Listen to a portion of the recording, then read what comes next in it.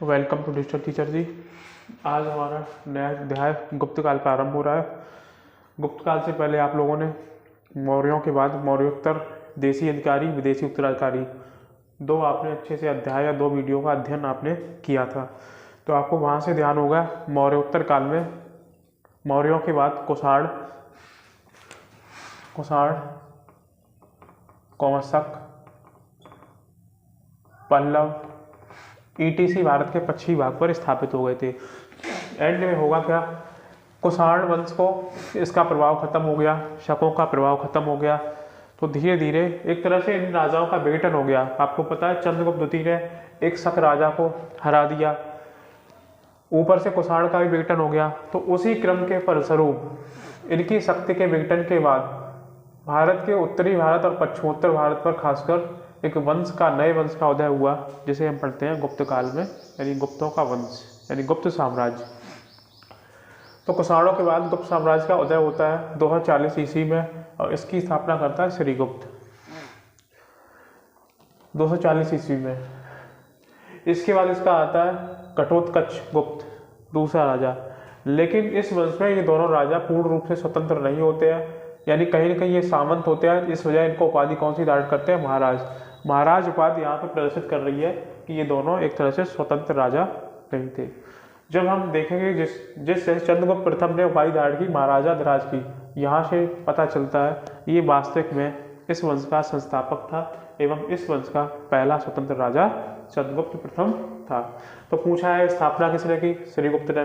वास्तविक संस्थापक कौन है, चंद्रगुप्त प्रथम, कारण पहला स्वतंत्र राजा। इसने 319 में जैसे ही इसने अपनी राजगद्दी संभाली या शासक बना, वैसे ही इसने गुप्त संवत की शुरुआत की। ये हमें जानकारी प्राप्त होती है मथुरा अभिलेख से। मथुरा अभिलेख कहता है गुप्त संवत की स्थापना चंद्रगुप्त प्रथम ने की। कब की, 319 ईस्वी में, जैसे ही वह राजा बना। मथुरा अभिलेख वास्तविक संस्थापक था।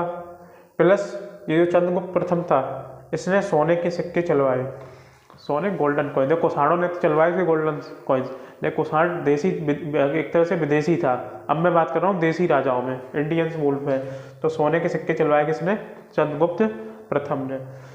एक तरफ उन सिक्कों पर कुंवर देवी जो उसकी पत्नी थी उसका चित्र अंकित हुआ, दूसरी तरफ इसने किसका चित्र अंकित करवाया, लक्ष्मी का। नोट एक चीज याद रखा, चंद्रगुप्त द्वितीय था, जो प्रथम के बाद द्वितीय आएगा चंद्रगुप्त, ये द्वितीय। इसने ध्यान रखना सिल्वर के कॉइन्स चलवाए। कभी कभी एग्जाम में कंफ्यूजन हो जाता है कि सिल्वर कॉइन्स किसने चलवाए, तो चंद्रगुप्त द्वितीय को ध्यान रखना। गोल्डन कॉइन्स किसने चलवाए, चंद्रगुप्त प्रथम। ठीक, अब बढ़ते हैं आगे। फिर इसके बाद अगला राजा बनता है इसी काल में समुद्रगुप्त प्रथम नहीं, समुद्रगुप्त का ये टाइम पीरियड है 350 से 375 ईस्वी। अब देखो किसका तुम्हें टाइम पीरियड याद रखना जो एग्जाम में पूछा जाता है। देखो एक समुद्रगुप्त का रख लो 350 375, एक श्रीगुप्त का रख लो क्योंकि पहला स्थापना हुई 240 में, और एक जो सिग्निफिकेंस है वो चंद्रगुप्त प्रथम, और एक है चंद्रगुप्त द्वितीय। चंद्रगुप्त द्वितीय 375 से 415 ईस्वी, प्रथम 319 350 ईस्वी, और समुद्रगुप्त 350 से 375 ईस्वी। इन तीन राजाओं को कम से कम एटलीस्ट आपको याद रखना होगा, जो एग्जाम में पूछ लेते हैं। बात करते हैं समुद्रगुप्त की, तो इसे भारत का नेपोलियन भी कहा जाता है। वजह, क्योंकि इसने 12 दक्षिणावर्त और 9 उत्तरावर्त के शासकों को हराया, टोटल 21 राजाओं को हराया। उस टाइम इसने बहुत बड़ी विजय प्राप्त की। इसी वजह से एक विदेशी इतिहासकार विसेंट अर्थर ने अपनी पुस्तक अर्ली हिस्ट्री ऑफ इंडिया में समुद्रगुप्त के बारे में लिखा, ये भारत के नेपोलियन के समान थे, अर्थात भारत का नेपोलियन कहा गया। दूसरा, अब इसके बाद अगला राजा बनता है इसी क्रम में समुद्रगुप्त के बाद चंद्रगुप्त द्वितीय। चंद्रगुप्त द्वितीय के टाइम भारत में स्थापत्य कला हो चाहे साहित्य कला हो बहुत ज़्यादा उन्नत हुई, इसीलिए इसे गुप्त काल का स्वर्णयुग कहा गया। कारण बहुत सारी रचनाएं चंद्रगुप्त द्वितीय के दौरान हुई और बहुत सारे मंदिरों का निर्माण हुआ, बहुत सारी रचनाओं का निर्माण हुआ, इसीलिए गुप्त काल का स्वर्णयुग कहा गया। इसके बाद कुमारगुप्त प्रथम आया, इसे नालंदा विश्वविद्यालय की स्थापना की, आपको पता है काफ़ी बार एग्जाम में पूछा गया। इसके बाद स्कंदगुप्त आया, अंतिम शासक था, प्लस पूछा था हुड़ों का आक्रमण कब शुरू हुआ, क्योंकि हुड़ भी तो अटैक करेंगे इस वंश पर, तो वो स्कंदगुप्त टाइप के शुरू हुआ, स्कंदगुप्त के टाइम। दूसरा इनकी उपाधियाँ भी याद कर लो, श्रीगुप्त घटोत्कच महाराज की उपाधि धारण की, चंद्रगुप्त प्रथम ने महाराजा धिराज की, समुद्रगुप्त की उपाधियाँ क्या थी? तो पराक्रमांक, श्री विक्रम, 2 उपाधियाँ इसने धारण की, एग्जाम में पूछी जाती हैं। चंद्रगुप्त द्वितीय ने विक्रमादित्य इसलिए धारण की, एक स्थानीय शक राजा को इसने हरा दिया। शक, ये वाले शक जो आपको बताया था कुषाण के साथ शक, तो इसी हराने के क्रम में से विक्रमादित्य की उपाधि धारण की। इसके अन्य नाम हमें प्राप्त होते हैं चंद्रगुप्त द्वितीय के देवगुप्त, देवराज, देवश्री, ये तीनों नाम किसके हैं? चंद्रगुप्त द्वितीय के। कुमारगुप्त ने महेंद्रादित्य की उपाधि धारण की। स्कंदगुप्त ने क्रमादित्य ये उपाधि धारण की। ठीक, ये इस वंश का अंतिम शासक था। अब देखते हैं गुप्त काल की प्रमुख रचनाएं। तो ऋतु संहार, मेघदूत, कुमार संभव, रघुवंश, मालविका का निमित्त, ये सारी रचनाएं कालिदास का है। भारत का शेक्सपियर कालिदास को कहा जाता है। भारत का आइंस्टीन नागार्जुन को कहा जाता है। भारत का नेपोलियन समुद्रगुप्त को कहा जाता है। तो ये भारत का शेक्सपियर किसे कहा जाता है? कालिदास का। काव्य दर्शन, दशम कुमार चरित, इन 2 रचनाएं की है दंडित ने। ब्रह्म सिद्धांत, आर्यभट्टीय, सूर्य सिद्धांत, एग्जाम में पूछा था सूर्य सिद्धांत किसने दिया? आर्यभट्ट ने। पंचतंत्र की रचना किसने की? विष्णु शर्मा ने। कामसूत्र की रचना किसने की? वात्स्यायन ने। किराता अर्जुनियम की रचना की भारत ने, एग्जाम में पूछा गया काफी बार। चारु दत्ता, स्वपन वास दत्ता, इन 2 रचनाओं की किसने की है? भास, कवि का नाम है भास। आइए अब देखते हैं चंद्रगुप्त द्वितीय के दरबार में रहने वाले नवरत्न। कुछ ऐसे ही अकबर के दरबार में भी नवरत्न रहेंगे, लेकिन वो उसकी बात करूंगा मैं मध्यकालीन इतिहास में। अभी बात करूंगा चंद्रगुप्त द्वितीय पर। तो पहला इनका नवरत्न था छसड़क। इसने ज्योतिष विद्या पर पुस्तक लिखी, ज्योतिष शास्त्र के बारे में। दूसरे थे धन्वंतरी, काफी फेमस है, इन्होंने प्रसिद्ध आयुर्वेद लिखा। इसमें चिकित्सा के बारे में बहुत अच्छी तरह से उल्लेख किया गया, चिकित्सा पद्धतियों के बारे में बताया गया।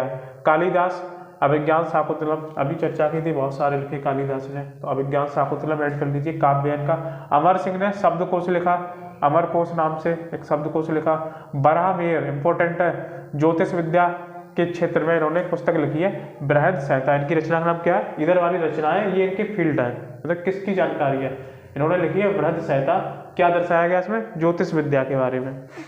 बर्रुच ने लिखा है व्याकरण, किसका व्याकरण? संस्कृत भाषा का व्याकरण, हिंदी और इंग्लिश का नहीं, इंग्लिश तो वैसे भी नहीं हो सकता है।